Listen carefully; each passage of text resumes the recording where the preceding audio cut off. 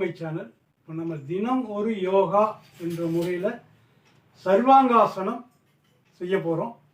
வாங்க வீடியோக்குள்ளே போகலாம்.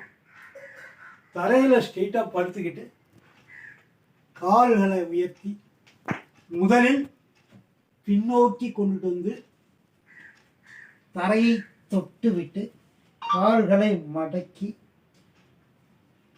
இடுப்பு பகுதியில் சப்போர்ட் கொடுத்து கால்களை மேலே தூக்கி தன் தாவாங்கோட்டை நெஞ்சில் முட்டும்படி தலையில் பார்த்து நேராக நிறுத்துவது சர்வாங்காசனம்.